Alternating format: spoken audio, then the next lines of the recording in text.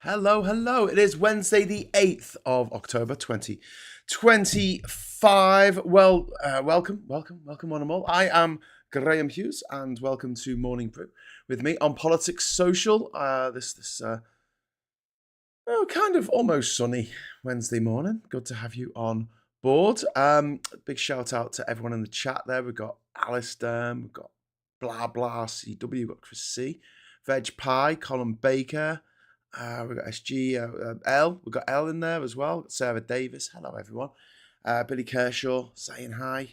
Gallifreyan Wren. Good to have you on board. Victoria T saying hi, peeps. Hi, Victoria. Hello, everyone out there in internet land.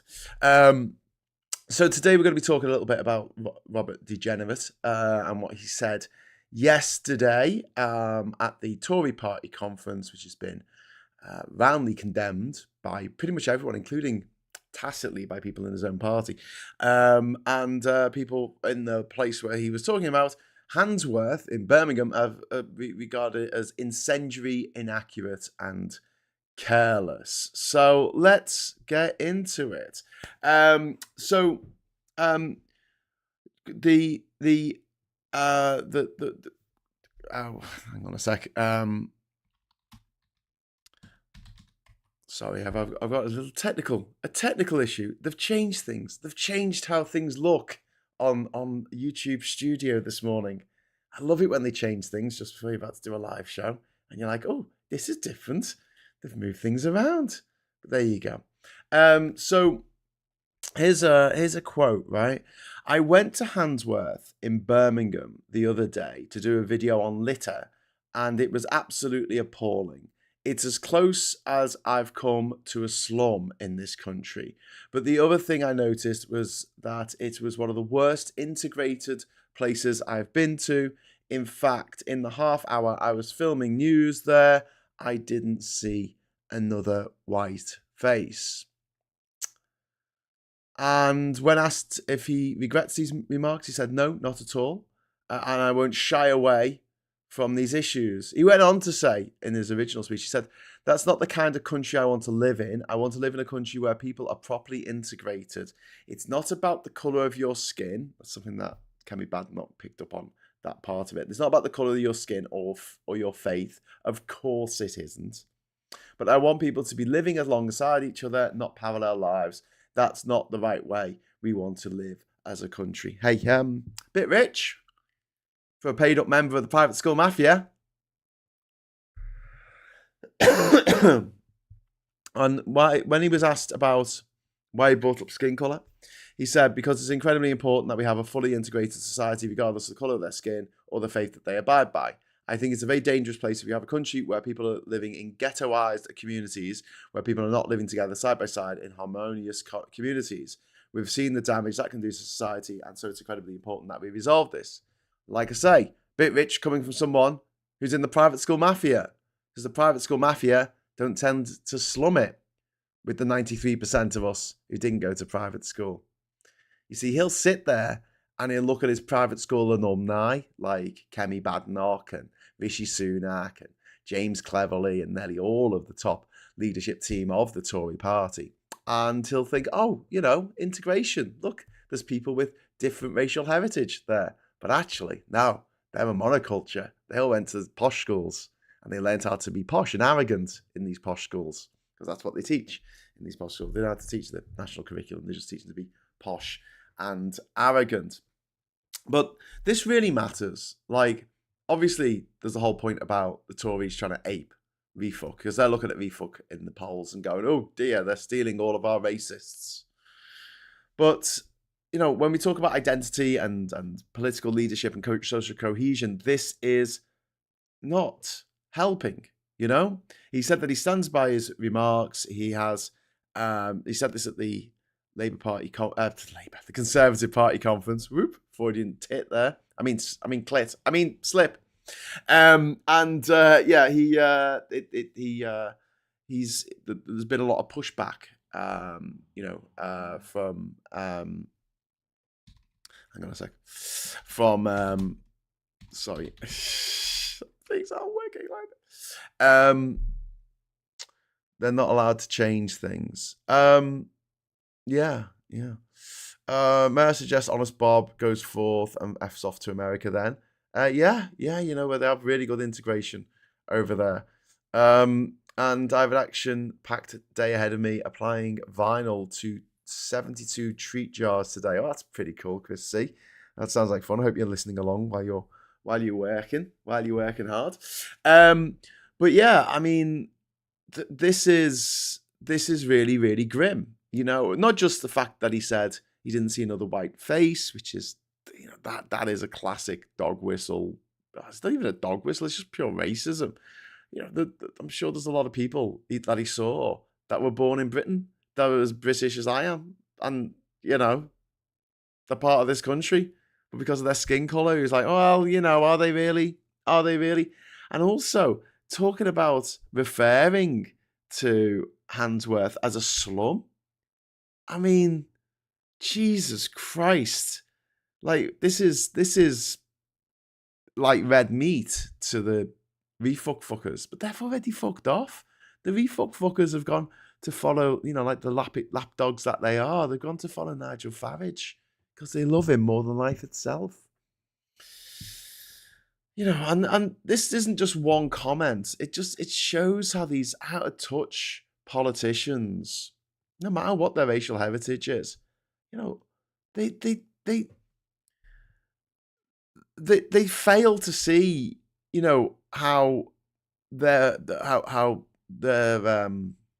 well, first of all, it shows how these kind of politicians view communities in this country, but also how that shapes the public perception, and whether it fuels dialogue or fuels division or helps dialogue, I guess. But there's also the fact that he said this stuff full chested, and then he didn't dial it back at all. He doubled down, if anything. And this is where we are in 2025. There was a really interesting conversation yesterday. I think it was Victoria Derbyshire who was interviewing Michael Heseltine, who I've got a lot of time for these days. I didn't back in the 80s and 90s when he was part of Thatcher's and then Major's governments. But he's come good in his old age, I guess. He's now the president of the European movement, and he was talking about Nigel Farage being a fascist. He was just saying it straight out. Nigel Farage, Marine Le Pen, AfD in Germany, Orban in Hungary. He just said it. He just said that they're fascists. They are. And what the Tory party are doing, because they're panicking, because they're so down in the polls, it's ridiculous. Like they are. This is an existential moment for the Tory party. And instead of doing what I would consider the sensible thing, but don't forget, these aren't necessarily sensible people. But instead of doing the sensible thing of appealing to the One Nation Tories, appealing to common sense, common sense is a bad expression, really, isn't it? The centre ground, let's say. Instead of appealing to the centre ground, he's chosen to go to the extreme and try and get these refuck votes off them. And it's the same mistake that some of the people in Labour are making, thinking that they're going to get these refuck votes back. They're not. They're gone. Don't go for them. It always drove me up the bloody wall that Labour between 2016 and 2019 chased the Brexit vote until the very end, where they said, okay, we'll have a second referendum. They chased the Brexiteers' votes. The Brexiteers' votes were gone. They were either all for Boris Johnson or Theresa May or Nigel Farage. They're gone, mate. You're not going to get them. And there's 48% of the people who voted, 16 million people who voted to remain in the EU. And those votes were for the taking. Those votes were for the taking. And it wasn't just those 16 million votes that Labour should have gone after. There was also hundreds of thousands of activists. Activists, Not just someone who votes once every 5 years and doesn't think about politics the rest of the time. I'm talking about people who actually bothered to get off their arse and go and march in London time and time again to say they don't want to leave the EU. And instead of bringing them on board, they went, no, I'm not interested. We're going to go after these Brexit. We're going to go after the knobhead vote. Stop it. I don't really want to be telling the Tories what to do to stave off this existential threat. But at the end of the day, unless they want this to be the demise of the Tory party, they've got to stop chasing the dickhead vote. It's gone. It's gone. Forget about it. You know what you want to try and go after, I guess, is the centre right. There's millions of people there living rich, comfortable lives who would naturally vote for the Conservatives. But at the moment, they're wavering because the Conservatives are offering nothing except Robert Jenrick's talk yesterday. Jenrick's talk yesterday, which was just refuck light. A big love and shout out to Sarah, who's going through a lot of shit at the moment. And I'm hoping you're getting the support. I hope you get the support in the support group later, Sarah. And I hope things get better. Just know that we're us lot are here for you. If you're in the Discord chat, Sarah, if you're not, just give me a texty and I'll or a message on Facebook or something, and I'll get you on there. And if One Angry Pagan's watching, or one of the mods on the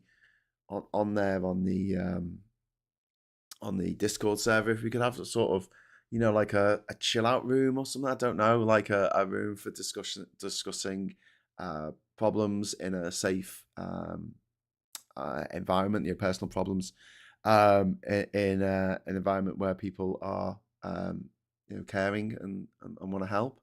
That would be great.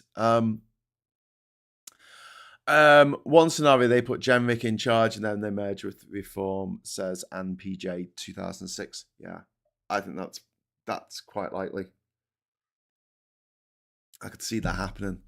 40, I think it was 40 Conservative councillors defected to Reform on Monday.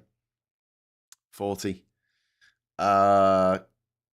That's not great for the Tories because there's a lot of people seeing the writing on the wall.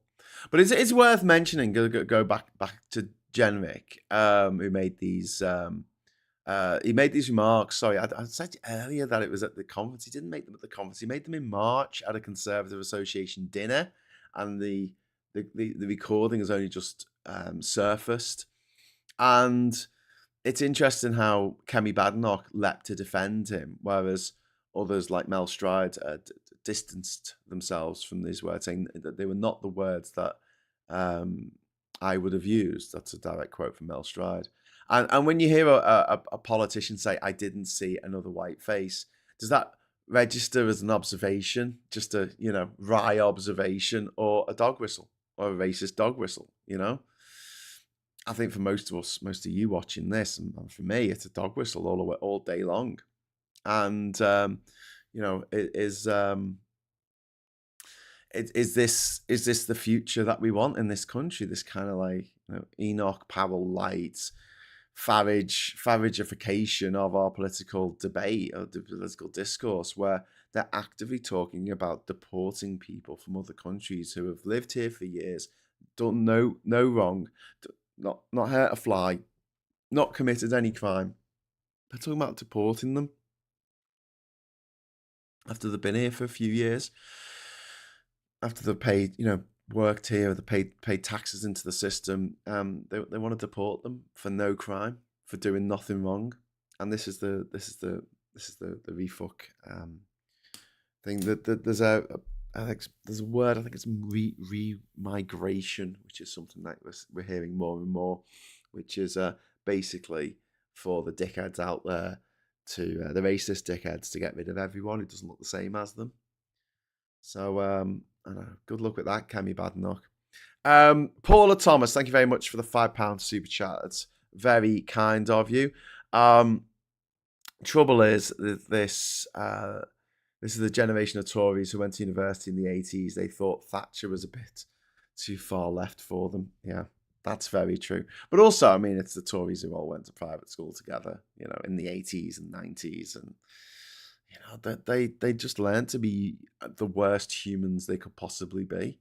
Some people come out of private school and they do quite well for them, for society and themselves and everything. But there's others, mate, they're not sending the best.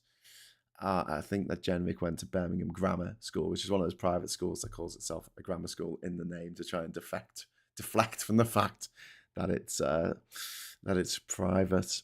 And Michael says not a dog whistle, a full-on amplified foghorn. Yeah, I think you're right, mate, Michael. I think you're right. Nick and Diff says, are Tories jumping ship to save their careers, or are they really in hock to the black shirt mentality? I think a bit of both. I think a lot of them are racist people who have had their racism suppressed for so many years because you're not allowed to say that anymore. And they're pissed off about it. They're pissed off that they can't be racist anymore. They can't treat other people like dirt. And you've seen this time and time again when people get on YouTube and they go, Irish people were slaves. And I'm like, no, they weren't. They were indentured labourers, perhaps, but we had people from India who were indentured labourers. But I tell you this, when Irish people got on a boat to go over to the Americas, it might have been a bit grim, but it wasn't as grim as being given 15 inches of space in the hold, on the floor, to sleep in for weeks, months on end, while you crossed over the Atlantic. You went all top to tail, packed in like sardines, shitting and puking and pissing on each other and being sprayed naked and being sprayed down by the fucking hoses every morning and every night to get rid of all the fucking fecal matter. The Irish women on these boats going over to New York for a new life weren't being systematically raped by the slave owner, by the people, the crew of the boat, to make sure they were pregnant when they arrived, because then they'll have mulatto children who were worth more when they were born. They could be sold as extra slaves. So it's 2 for the price of 1 when you sell a pregnant black woman who's been impregnated, forcibly raped by one of the crew members. And yet we see things on YouTube where they're like, oh yeah, Irish people were slaves too. And I'm like, no, I'm sorry, but no. I've got Irish ancestry too. Don't even fucking go there. You don't know what you're talking about. That's what you're going to say. And then people go, oh, but the Africans sold their own. I'm like, do you think they had any fucking choice? Do you think that they didn't sell us slave owners, slave traders? It didn't sell us some people? What do you think that we were going to do? We were going to come and take them. So they did. They sold. They conquered neighbouring tribes. They got criminals of their own who transgressed something or had sex with the wrong person in the wrong way or whatever. And they said, right, you can take these away, take these people away. Just don't take us. It's like this has been going on for years of people trying to, they do the same with the Holocaust. They do the same with other crimes against humanity. They try and diminish them and pretend that they're not as bad as they actually were, and go, actually, really, when you think about it, was it really a crime? Yes, it was. Yes, it was a crime, and it always will be. And the crimes that was the crimes committed against black people in Africa, and obviously you got the Windrush generation who've come over from the West Indies who were put there. Their ancestors were put there by the British to be slaves, to work in the cane fields, in the plantations, whipped and within an inch of their lives. Some of the stories that I've read about, there was one particular slave owner in Jamaica, and I won't say his name because I don't really want you looking him up because it'll give you fucking nightmares. But he meticulously kept a log of all the ways he tortured his slaves. Let's put it that way. Absolutely horrific. And then the stories like the ship in the 1780s, I think it was, registered in Liverpool, that tipped hundreds of slaves overboard because they said there wasn't enough water on board for them. They didn't have enough water. This was just off the coast of Jamaica. It was an insurance job. They tipped human beings over the side of a ship to make money off the insurance job. So yeah, nowadays it's 2025 and we're still dealing with this mentality that people who have a different complexion, different facial structure are somehow inferior or different or don't integrate or are not worthy of our time, are somehow less intelligent, are somehow less likely to do well in life. If they're less likely to do well in life, it's possibly because of all the systematic persecution and prejudice against people. And Robert Jenrick, what he's done, with these comments coming out, it's just fueled this new wave of racism, which has come about because they can't blame the EU anymore. So they're blaming trans people and, well, specifically trans women. They very rarely blame trans men for anything. Trans women and immigrants, people coming from other countries. It used to be the EU's fault. Everything was the EU's fault 10 years ago. They need to find a new enemy, a new scapegoat to put all the world's ills on. And this is what Michael Heseltine said on Monday. He said, they are using immigrants. They're the new Jews. That they were the Jews, in 1930s. He said all our problems are caused by Jews. Now they're saying all our problems are being caused by immigrants, which they're not. In fact, many of our problems are being alleviated by immigrants.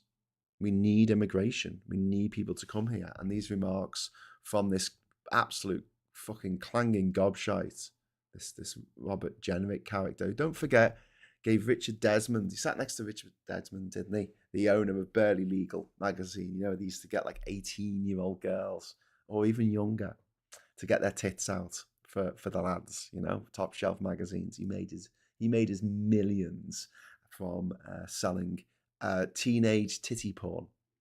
Yeah. Lovely bloke. And he avoided paying 40 million, with an M, million, in taxes to Tower Hamlets for a building development that he was supposed to do, because he sat next to Robert Jenrick, and Robert Jenrick said, I will rush this through before the deadline and you won't have to pay any tax whatsoever. And Richard Desmond said, oh, thanks, mate. Former owner of the Express newspaper, big Brexiteer, big Brexiter, big purveyor of pornography. And here's the corruption right here. And now this Jenrick character has the audacity to bitch about a particular region of Birmingham and say, oh, it was so untidy. Oh, gosh, it was so there was litter everywhere. Yeah, probably because if there was litter everywhere, which I doubt, but, if there was litter everywhere, possibly because the investment isn't there. Maybe because, the investors will look at other places that they can, get their Tory mates who are in government at the time to give them a bit of a way around the actual tax or the duties or the regulations that everyone else is subjected to. It's really, really grim. The problem with councils is that they won't actually do anything until the day the bailiffs turn up to evict you. That's not great. Michael said, my daughter's landlord is selling the property she and her partner rent. Council won't do anything to help unless they're homeless. Yeah, Michael, that is the situation right now. I read an awful story this morning about how many people have died in 2024, how many homeless people have died. And I think it was over 1,500. It was a huge number of people, homeless people, particularly vulnerable, people dying, not of exposure, people dying of overdoses, people dying of accidents, people dying through violence. It just breaks my heart. There's not that many homeless people. There's not that many people sleeping rough in this country. We are one of the richest countries in the world. We could accommodate them. We could sort them out. We can make sure that they're given the help that they need, not just somewhere to stay for the night, but also the mental health support that they need to get their life back on track. And we don't. We just leave people to sort of fend for themselves, create our own, communities and co-ops and things. And it's just not good enough. It's just not good enough in 2025. Why are we still here? doing the same stories, talking about the same shit we were talking about 50 years ago?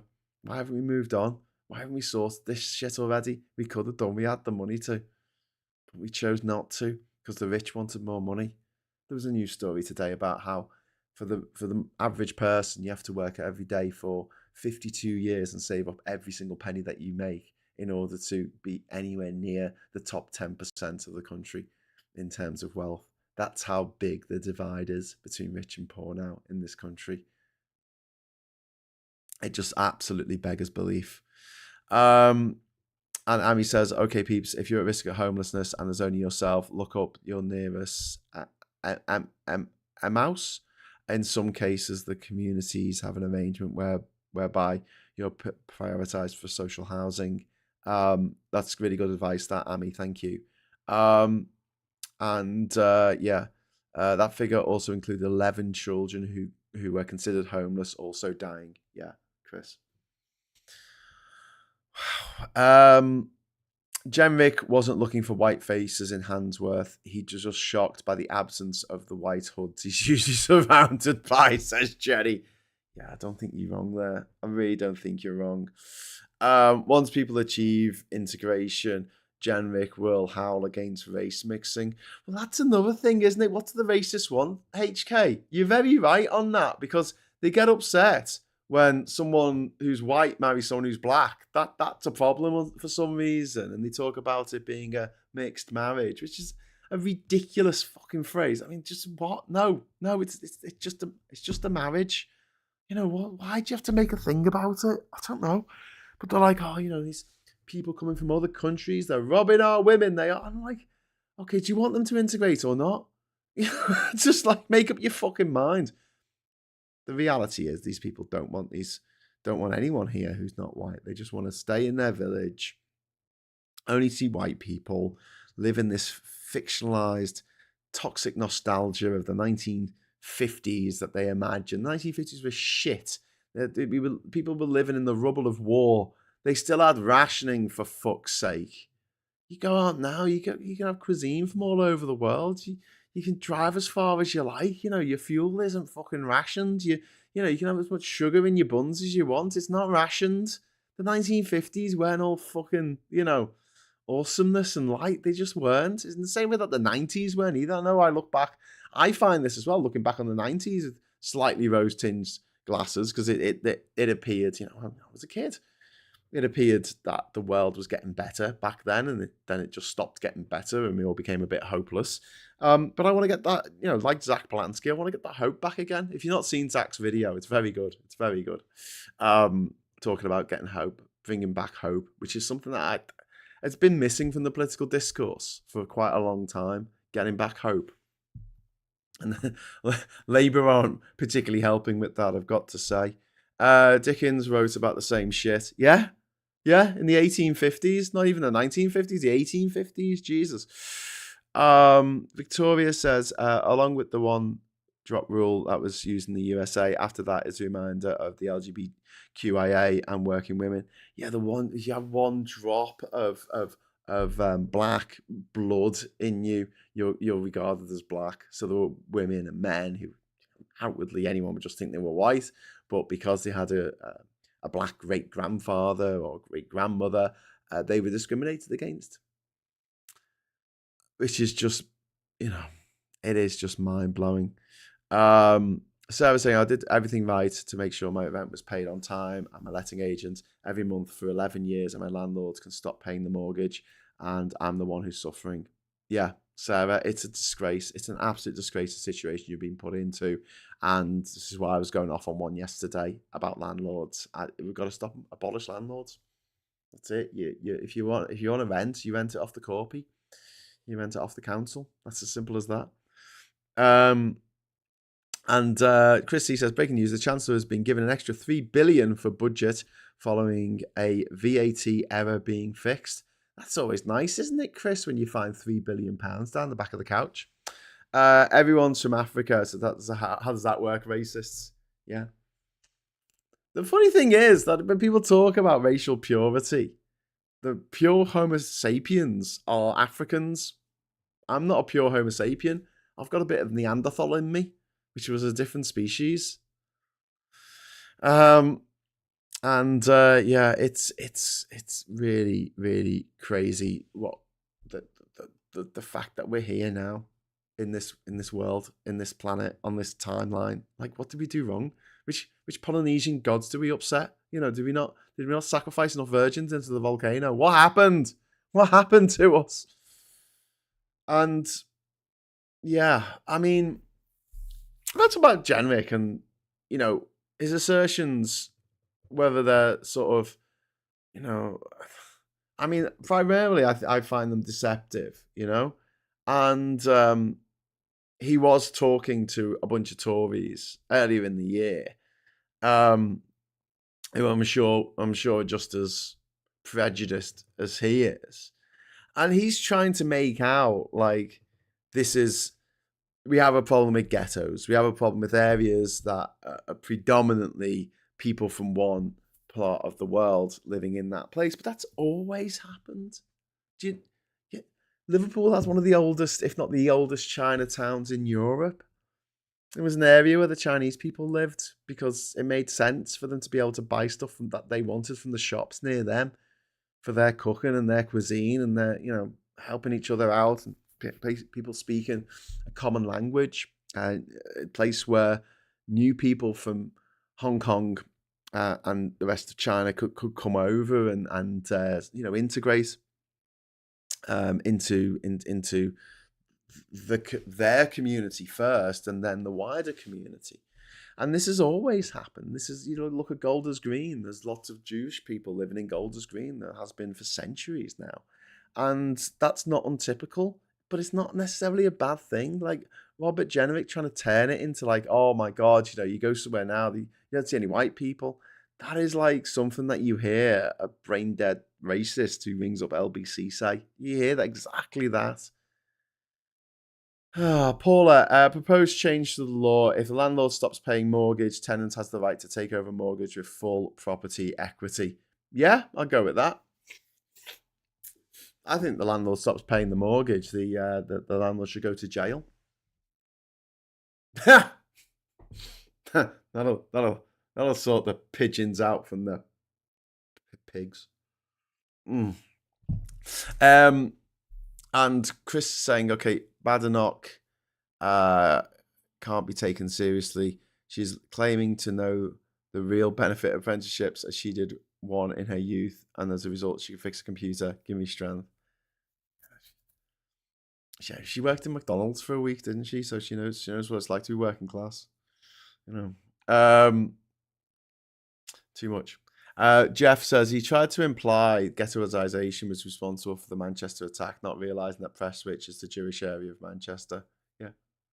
But there is a difference between ghettoisation, like an area like the Warsaw Ghetto, where it is just for one particular racial group. They put a fence around it, they put a wall around it, and that's where they live, and you need a pass to get in and out. That's like a proper ghetto. But just people being taken into their own communities within our wider community, of course that's going to happen. Like, and good. And this is something that I feel about asylum seekers as well. If you're coming here to seek asylum, then there will be a community for you, whether it's a community of Eritreans or Sudanese or Yemenis. There will be Yemeni. There will be people from your country who already live here, who are established.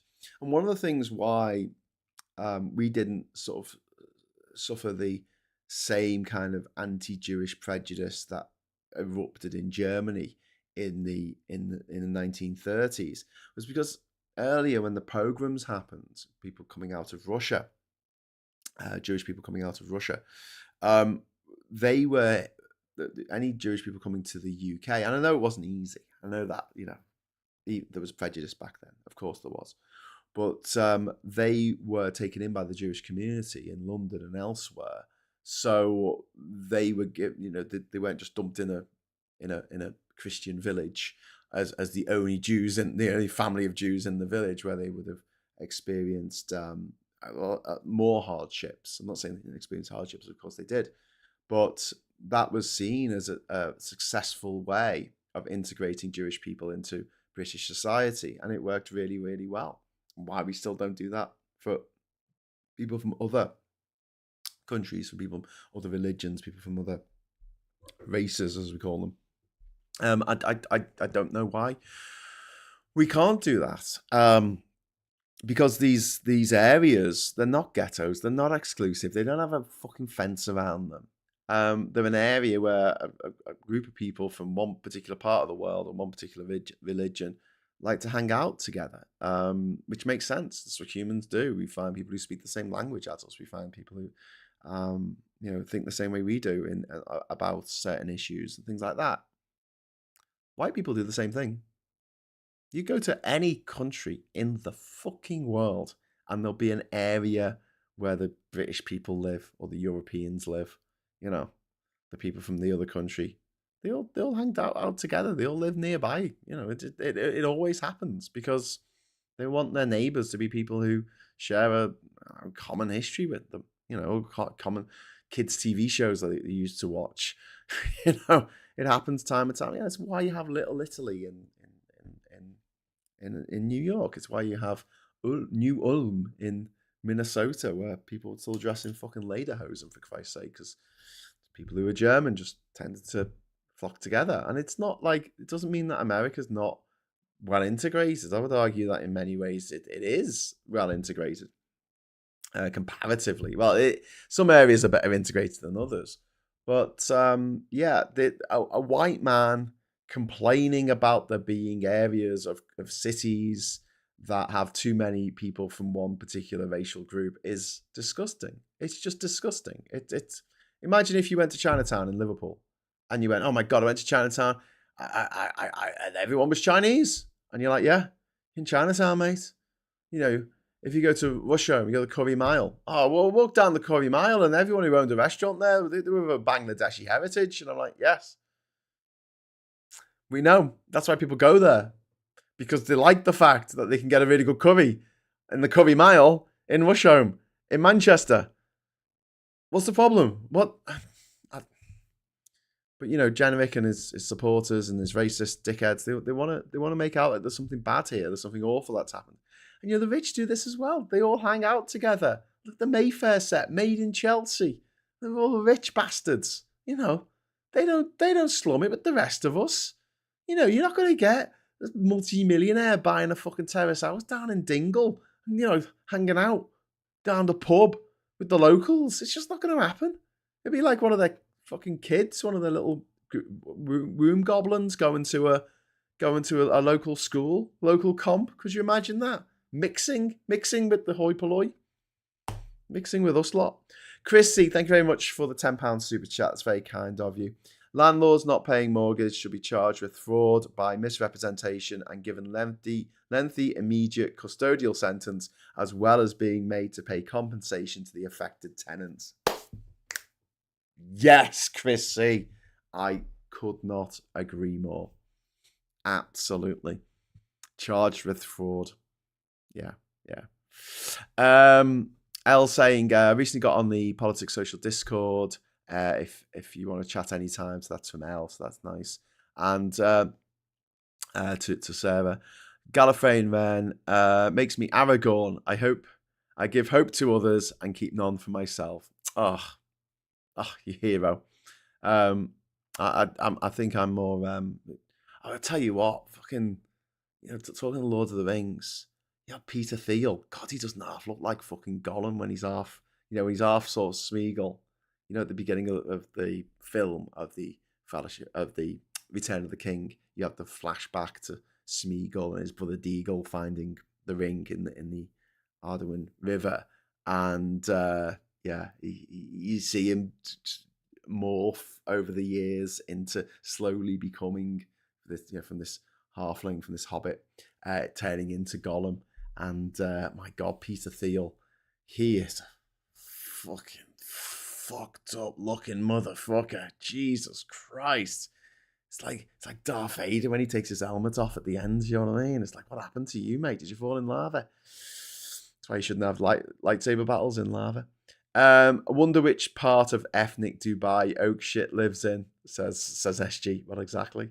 Dubai, one of the richest places in the world. I know a lot of that's from oil. They do get a lot of investments and they get a lot of foreigners. Foreigners in Dubai outnumber Emiratis. I think it's like 10 to 1 or something. I'm going to look it up. I'm going to look up this number. How much do foreigners outnumber Emiratis in Dubai? Go on, answer that, Google. Wow. Okay. For every one Emirati in Dubai, there are roughly 11 expatriates. So almost 1 in 10. 1 in 11. So yeah. They're doing all right, aren't they? They're doing all right with all that immigration, all those people coming from all over the world to go and live in Dubai. They're doing all right. But the likes of Isabel Oakeshott, privately educated, of course, and her disgusting boyfriend, Richard Tice, privately educated, of course, they're complaining about it. They're like, no, it's all right to live in a country with loads of immigrants from around the world. Many of whom actually come from Kerala, come from India. There's loads of people working in Dubai who come from India, come from Pakistan, come from Bangladesh. Yeah, so it's not like it's just the good people, the white ones, the European-looking motherfuckers. No, it's not just them, Isabel, is it? No, it's not. Isabel End. Isabel End. Oh, shit. So, yeah, she's living up there in a country where, the foreigners, the immigrants outnumber the native population 11 to 1. 11 to 1. Imagine if that was the case here. The money would make them. Chris C, they're not expats, they're immigrants, yeah. I couldn't agree more. Like, why is it when people are white, they're expats, and when they're not, they're immigrants? It's funny that, isn't it? I was, what's this? Philip says, I was married to a New Ulm woman for a while. Oofte. I don't get it. New Ulm. Ulm is the city in Germany where I think Albert Einstein was born. Possibly on March the 19th, 1879. I'm going to fuck that up now. I'm going to have to look it up, aren't I? Damn it. I bet I was really close. 14th. March the 14th, 1879. I got the year right. And he was born in Ulm. So there you go. Died in Princeton, New Jersey. Without oil money, Dubai would be a desert again in 20 years. Yeah. Cross the river, different story, Dubai. Everyone's shouting at me, they're not expats, they're immigrants. Yes, I know. I often wonder if I'm a gammon. I hope it's not 60-year-old knackered lefty blokes. No, it's not.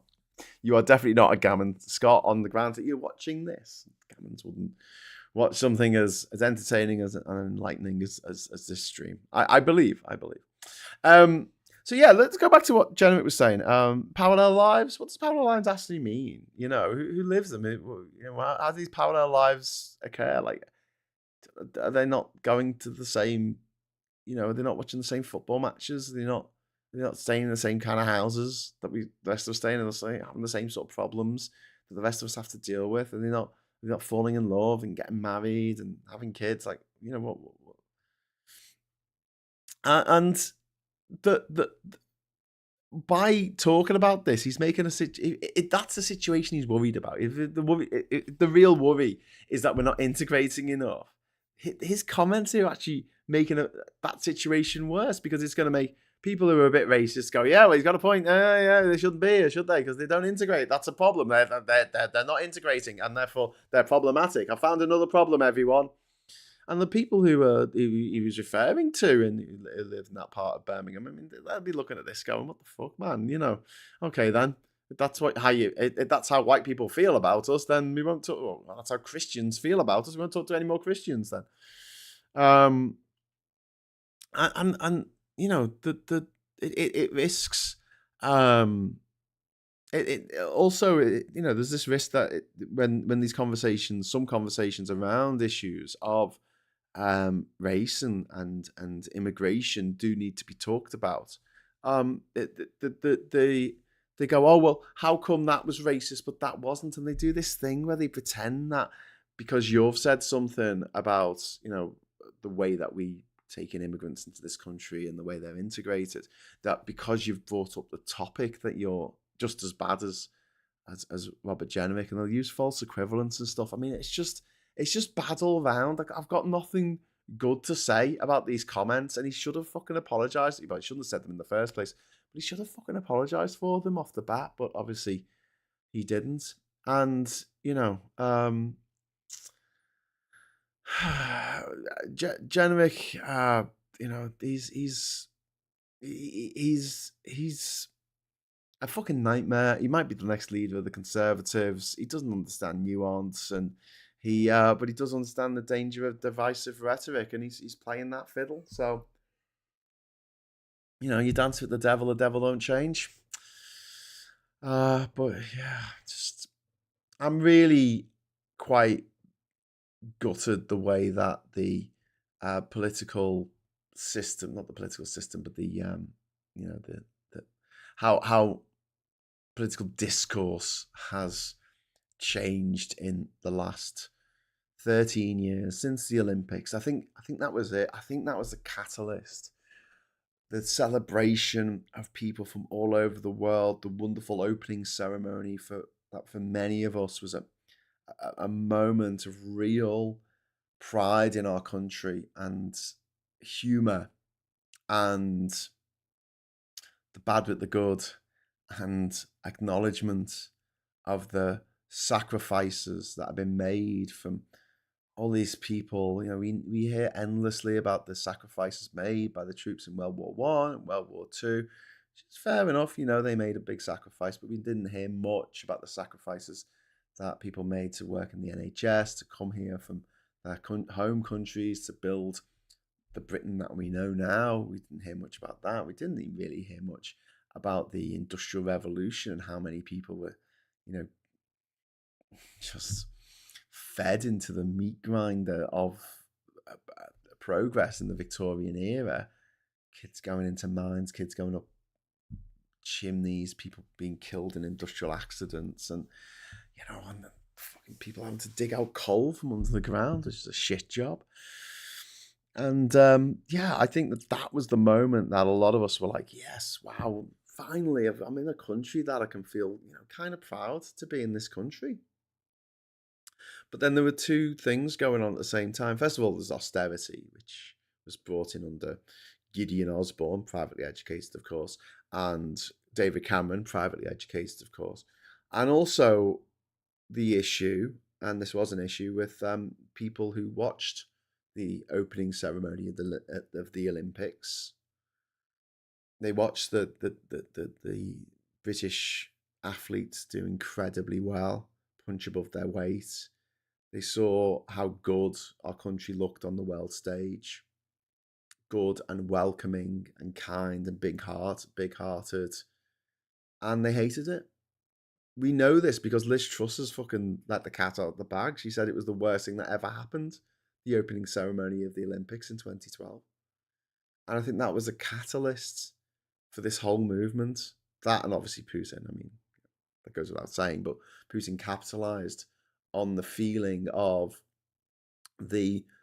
some of the worst people this country has ever produced.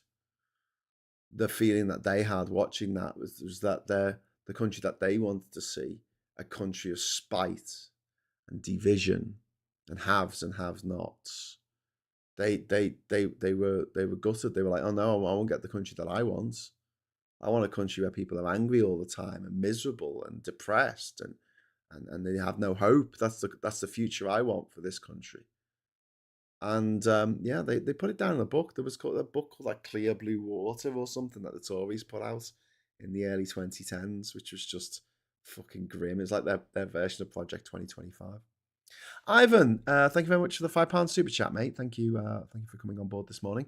I'm currently in a predicament of who is worse, Jenrick or Farage. We must not have either, but I'm edging more and more that Jenrick is worse. I think, for my 2 cents, I think that Farage is worse because Jenrick is an immensely unlikable character. He doesn't have a cult around him. Farage has a cult around him. Like, you got to understand, he's like Britain. He's more Britain Trump than Boris Johnson was. Because first of all, he's just as evil as Trump, and Boris Johnson.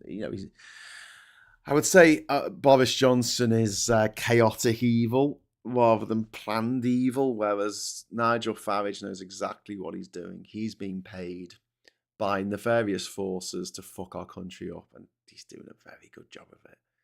To divide, to steal from the rest of us and give to the rich. He's a man who doesn't want to travel on the same modes of transport as you or I.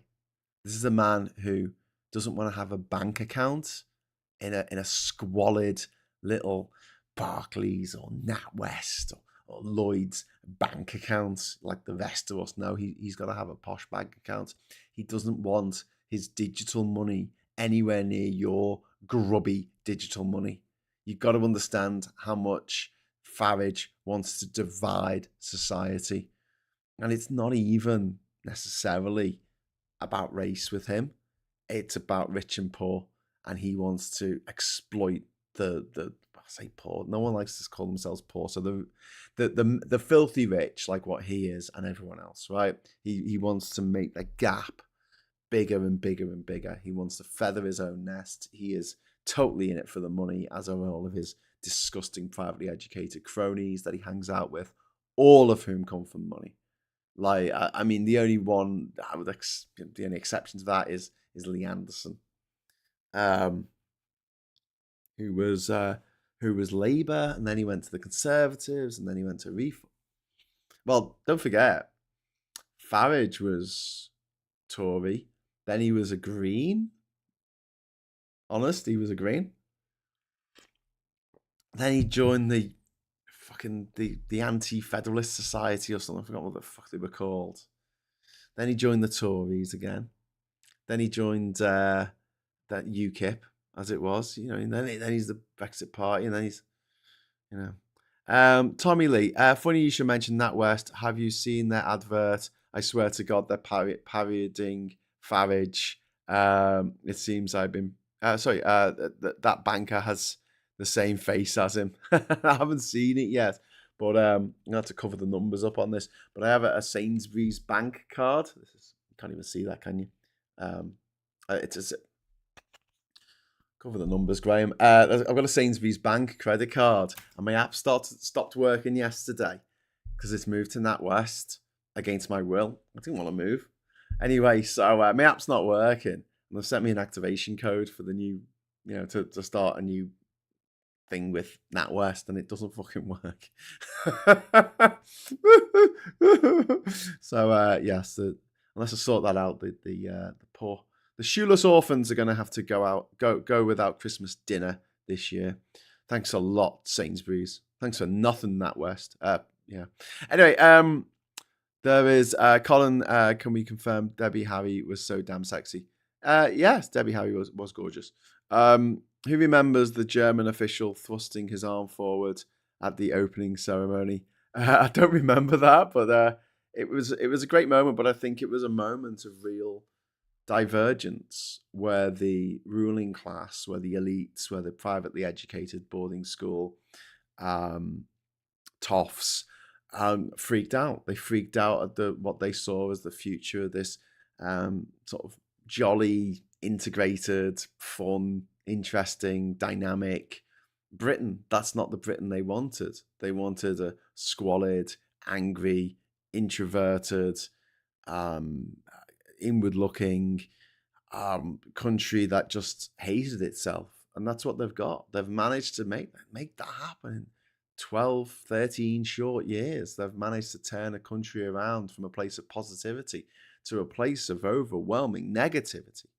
And I feel like it's our job to try and fight back as best we can against that. And you know what the best thing, well, not the best thing, but the first step in that is just laughing at them. Just laughing at them. Having a good time. They say the best revenge is a life well lived, isn't it? Yeah, I think of that. Because I don't have the power, I don't have the money, I don't have the influence to go up toe to toe against these motherfuckers. 'Cause they'll crush me. They can take someone like me to court. I've got thousands of hours of me talking bollocks on the internet. I mean, I'm sure they can find a little bit of it that they can convince, someone to take me to court and say, "Oh, he said this, and 4 years ago at 10, 1:30 in the morning when he was doing an all night live cast, and well, we're gonna have to hold him to account for that." I mean, free speech isn't free. Obviously. Christy says, didn't the military have to step in and help with the security arrangements because G4S messed it up and yet we're still paid? That sounds about right. Who was in charge of Group 4 security? Who was the head of that or major shareholder or something? Was it Theresa May's husband?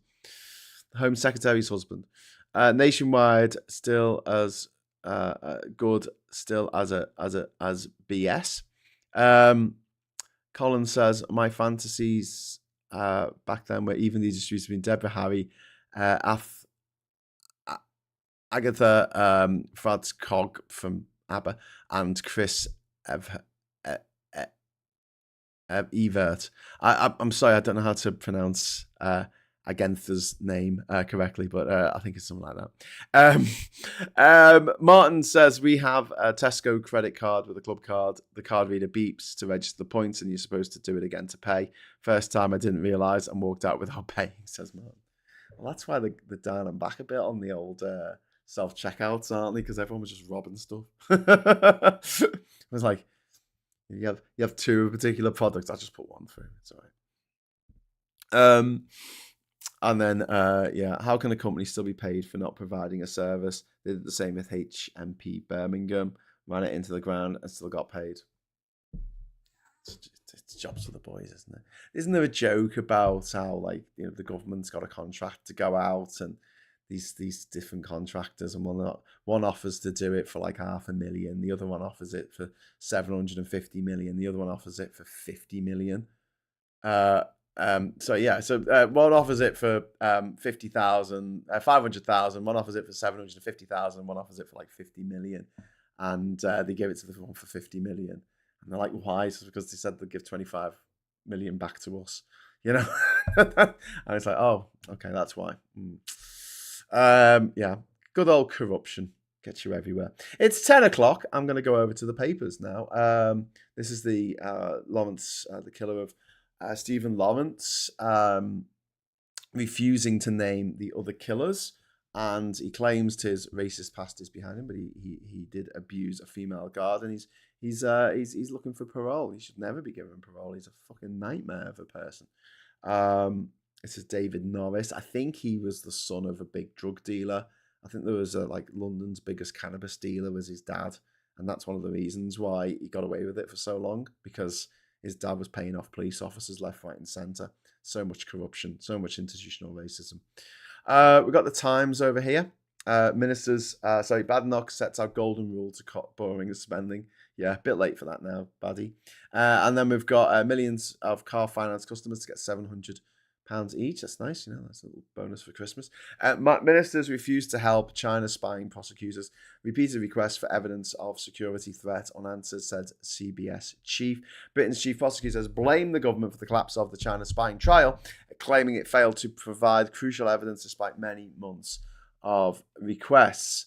However, there is another story about this morning. This is about these two people who were being put on trial for spying for China. But China at the time wasn't seen as a hostile power. So by the government of the time, which was the Tory government. And apparently the government now can't retrospectively say that China is a hostile foreign power. It's a bit of, they shouldn't be spying for anyone. I don't want people spying for Australia. I don't want people spying for Ireland or for France. Thank you. I don't want people spying for America or me. I think that should be against the law. Don't you? Don't you think that like spying should be against the law? Like unless it's your own country and there's a very good reason for it because they think you might be a terrorist or something. I don't know. And they have to prove that in a court of law. I don't know. It just seems a bit like, well, it has to be a hostile foreign state. Otherwise, spying is okay. Well, then surely if some bad actors are out there, they'll just pay someone from Spain to come and spy on us. And they'll say, well, it's all right because they're Spanish, so, they're allowed to spy. Bit weird. Anyway, Ivan, thank you very much for the £20 super chat. That is super fucking generous of you. Thank you very much, sir. That is very kind. None of us thinks exactly the same. I made the same point to Max last night, and he said he was on the same page as me, that Jenrick is even more sinister with the things he says, e.g. about no white people.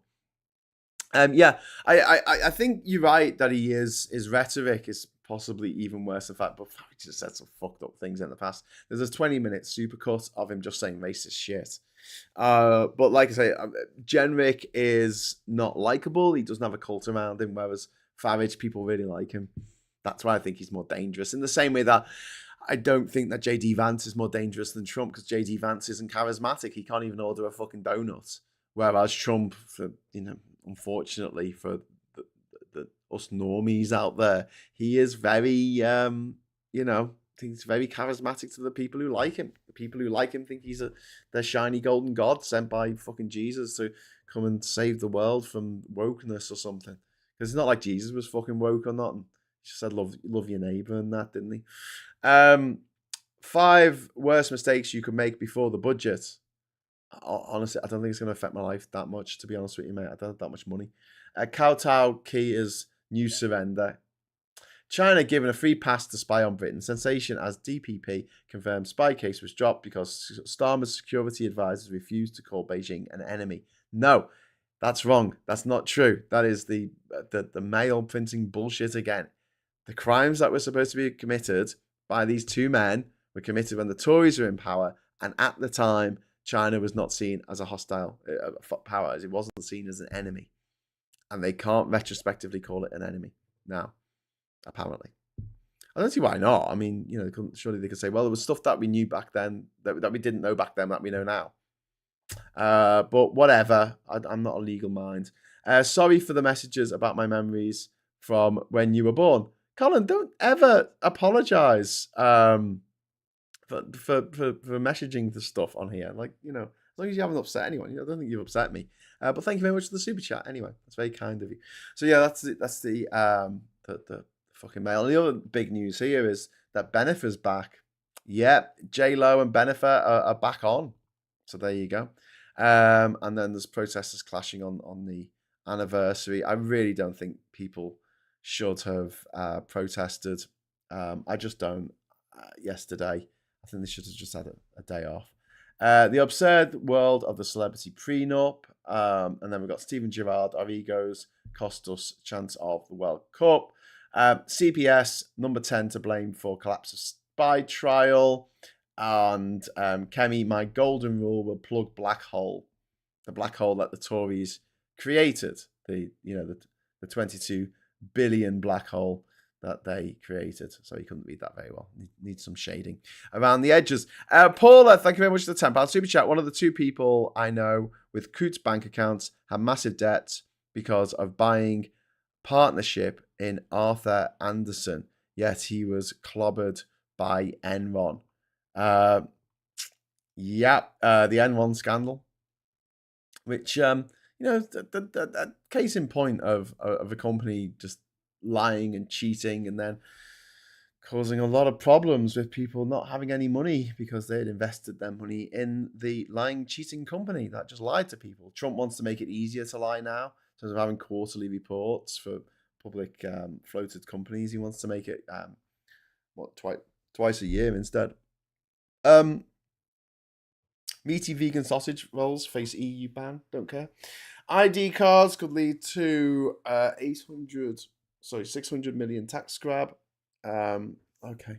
And then William's daughter, Fury, at AI image use. This is a story about Robin Williams. People keep sending clips of her late father like AI generated clips, like those spooky kind of uncanny valley clips. They keep sending it to the daughter of Robin Williams, the actor who died 10 years ago. Like, what the fuck is wrong with people? What the actual fuck is wrong with people? What goes through their fucking tiny little heads of like, oh, look, I've just seen this fake AI of Robin Williams saying, have a great day. I think I'll send it to his bereaved daughter. Here you go. Here's a reminder that your dad's dead. What? What the fuck? Anyway, another grim tiding from the world of AI. And then there's a story here about Revolut, the founder, abandoning Britain. So this is Revolut's billionaire chief executive has quit London for Dubai. Great. Super. The never-ending Tory. He's 7'2". There he is. He's very tall. There's a man, he's tall. Jenrick defiant after sparking race row with white-faced comments, which we talked about this morning, obviously. A nation of coffee snobs. I gave up flat whites, for instance, and saved £3,000. How much fucking coffee do you drink? That's just insane. 3,000. I often said when I was traveling, people go, how do you afford to do this? You must be a Nepo baby. You must be a millionaire. How can you afford to go to all these places? I say, I don't smoke and I don't have a pet. I should have added I don't drink fucking flat white coffee. I just drink fucking instant stuff that I make myself. It's the same to me. I can't tell the difference. I can't fucking tell the difference. I don't have that refined fucking taste buds, mate. If someone tells me though this particular wine is such and such and such, I go, okay, it tastes like wine. I know you call me a Philistine for that, but like, as long as it doesn't taste of vinegar, I can tell the difference between red and white wine. That's about it. And that's mostly by looking at it. Millions of UK drivers will get £700 payouts for major car finance scandal. And then we've got Kemi here, married to a monster who attacked synagogue. Jesus Christ. We've got Kemi, trust me to put the UK's economy back on track. Trust me. I went to private school. I know what's best for everyone. I really do. Especially those little people that I don't have anything to do with. And then there's the mad fringe woman, Claudia Winkleman there. I had to be grumpy with stars. Well, there you go. That is one hell of a fringe. I find her fringe quite intimidating, I've got to say. It scares me. Enduring pain, Israel awaits hostage news. We're hoping for something to change over the weekend, but obviously it hasn't, and now it's Wednesday. Talks are still going on in Egypt. I mean, Trump said if Hamas don't agree to these conditions, agree to this ceasefire, agree to these measures, then all hell is going to break loose. Have you seen Gaza over the last 2 years? Have you seen it already? This is a bit like in the Bible where God says to the snake, that's it, Mr. Snake. You shouldn't have given that apple to Eve, or fruit, whatever it was. I'm going to punish you by making you crawl on your belly for the rest of your life. And the snake's like, okay. Anyway, so yeah, we're going to unleash hell on the people of Palestine who have been living in hell for the last 2 years.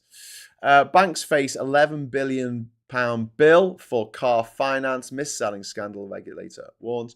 Revolut founder joins wave of wealthy shifting residents to tax-friendly state. It's another reason why Phil Morehouse constantly makes the point, and I think he's right, that if you try and just tax wealth, like a simple thing, people will move. Don't tax wealth, tax land, can't move it. Tax property, tax bricks and mortar. Bit too heavy to take in your backpack to Dubai. Why are we so obsessed with pumpkins? Are we? I don't know. I mean, how often do you think of pumpkins? Is it like the Roman Empire? Do you think about it like at least twice an hour? Do you think about I'm not thinking about pumpkins. Jenrick accused of fueling toxic nationalism after race remarks. I don't think that is wrong. I don't think the people accusing him are wrong. I mean, and 2 years on, Israel mourns victims of terror, and UK failed to label China a threat in spy case charged against 2 men accused of spying for China was suddenly dropped last month because prosecutors could not obtain critical evidence from the government that Beijing represents the threat to the national security of UK. So yeah, that's pretty grim that collapsed, but I don't think we're getting the whole story of them saying, oh, it's the government's fault because they couldn't prove that China had problems. It was more to do with the previous government. Also, I've been led to believe, I could be wrong. I've been wrong before. I'm sure I'll be wrong again. But I have the feeling that tonight's going to be a bad night. No, I have the feeling that the crimes that were committed were not committed when China was seen as an enemy. I entered Traitor's Castle. The air was thick with treachery. Okay, cool. No whites don't make a wrong, Bob. Residents demand apology following divisive remarks made by top Tory. He is a gobshite. And here he is on stage at the Tory party conference, holding up a wig like a sock puppet for some reason, saying he was going on about... what was he saying? Activist judges. Jenrick defiant in racism route, white faces remark. Shadow Justice Secretary doubles down on immigration comments and says Birmingham area did look like a slum as he launches unprecedented attack on activist judges at Tory. Activist judges. I spoke about this yesterday. I'm sorry, but what? Just what? What are you even talking about? Activist judges. Yeah, all these lefty judges, most high court judges all went to private school and, they all know each other from days of whipping each other naked with wet towels and coming on biscuits and whatever they do in these fucked up places. They're not exactly common, They're not exactly common. Top Tory twat, says Vendetta. I love that. Thank you, Vendetta. It's very well put. Top Tory twat. He called the area a slum too, says Mr. Tisk. Yeah, he did. Called it a slum.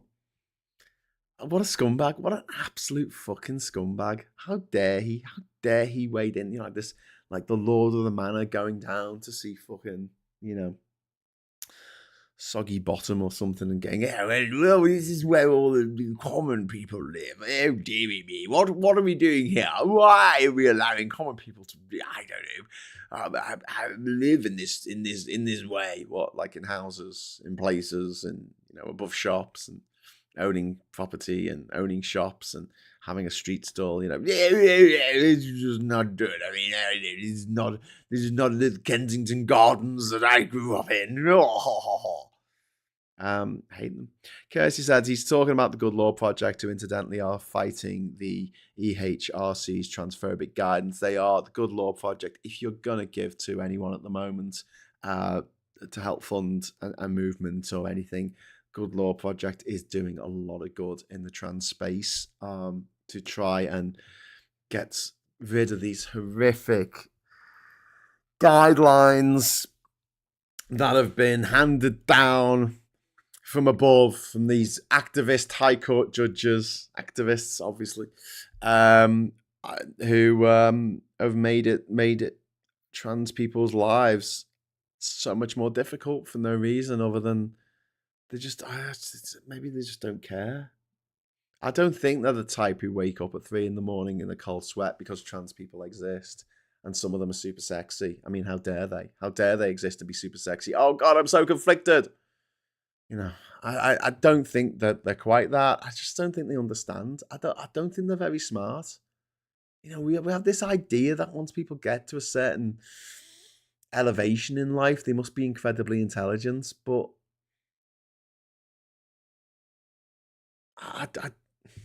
some of them just get it through fucking dumb luck.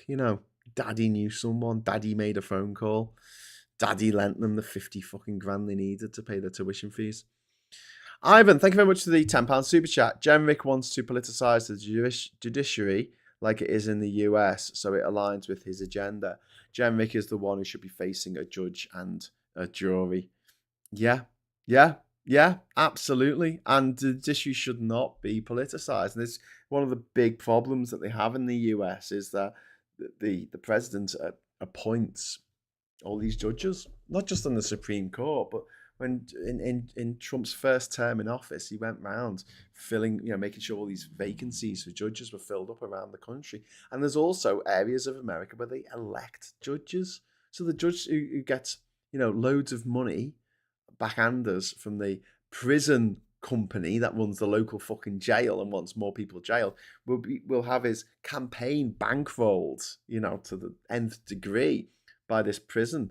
And then when he gets the position of being a judge, he puts everyone in jail. Like anyone who comes in, you're smoking we caught you smoking some weed, so 6 months in jail. How's that helping? Destroy some kid's life for no reason whatsoever, for doing something that's perfectly legal 2 states over. Crazy. Here's a question. Of all people that take to the street, wrapped in a flag and shouting about being proud of Britain, how many of them spend time brushing the path in front of their house, etc.? Good point, Pete. I'd say none. I think, Pete, I think a lot of the people who do that are selfish fucking morons who wouldn't piss on someone, someone if they were on fire. On that delightful note, I need to move on. 72 treat jars will not make themselves, no matter how much and how hard I want them to. Thanks very much for watching, Chris. Thanks for the super chats, mate. I really appreciate it. So I saw a video of one woman who celebrates outside the Supreme Court and Sharon Davis at the Tory conference, and it was vile. Sharon Davis is just horrific. She's a failed fucking swimmer, and she's had a chip on her shoulder. A very, very manly, broad shoulders. She's had a chip on them for a very long time, and when did bigotry become acceptable again? That's the big issue of today. Bigotry is acceptable again. Being shit to people, having no manners, having no decorum, having no, I don't know. Just niceness, just having no niceness, not thinking about how your words affect other people. And I'm not talking about slagging off Farage or Boris Johnson or Donald Trump, one of these rich motherfuckers who put themselves on a pedestal. I'm talking about the people who don't put themselves on a pedestal. I'm talking about people who just want to live, just want to get on with their lives, but happen to be trans or happen to be Muslim or happen to be Jewish or happen to be black or brown or have an accent. Just that to me is the downfall of civilization right there. Civilized people are not bigots. Civilized people are not prejudiced against groups of people who just get on with their lives. I'm prejudiced against these rich motherfuckers who run everything and are running everything into the ground and are stealing all the money, and the 10, 20, 30, 100 million pound they've got in the bank isn't enough for some reason. They need more all the time. It's just, it's quite dispiriting, but I am buoyed by the fact that we've got a great community here on the Politics Social channel and on Max's channel and Phil's channel, and I feel like we can do some Super Tanskis and AIDS and others, just being able to have these conversations and in a sort of safe, non-combative environment where everyone's not just screaming at you about how much of a cunt you are, which is like everywhere else on the internet at the moment. And I really appreciate that. So thank you for allowing me to continue to do this and keep going for as long as it takes before, I don't know, we either win or I'm not here anymore for whatever reason. But yeah, I don't feel like giving up at the moment. Sarah, is Tan okay? Tan had some really bad news at the weekend. she's all right, but yeah, if she does any live streams this week, please be considerate of the fact that she had some bad news over the weekend, and yeah, it's all a bit shit. It's all a bit shit, my friends. Mr. Tis says we die. No, it's German. It means we the. Forum, not fight. Yeah, Billy, you're right. And like I always say, we don't necessarily have to agree on absolutely everything. And I know I sometimes go a little bit overboard when I'm coming off on one about certain people, but at the same time, I like to think that we share the basics of like just live and let live. If no one's doing any harm, why do harm to them? Live your life. Let people live their lives. If they're not harming you, if they're not stealing from you, if they're not injuring you in any way, what does it matter? What does it matter who they fall in love with? What does it matter what they wear or how they want to present themselves? What does it matter? What does it matter? Beyond me. Absolutely beyond me. Anyway, so thank you very much for watching. I would want to be doing a show this evening, but I don't think that's going to be possible tonight. I'm seeing Ben Chambers tonight, and I'm going to be talking to him about the possibility of doing a monthly meetup show in real life in the station house in Durham, which is just a short walk down from Durham station. It's at the bottom of the hill, and yeah, they've got a little room upstairs which is available for hire. It's absolutely tiny. It fits about 10 people in it. But I'm just thinking, if anyone's watching this and they live in Newcastle or Darlow or here in Durham, it might be fun once a month, me and Ben Chambers to do a show where it goes out live, and we stream it obviously so you can watch it. But we're actually in the pub. We're actually having a couple of non-alcoholic beers. Well, I'm going to have a non-alcoholic beer because I'll be driving, and just sort of putting the world to rights.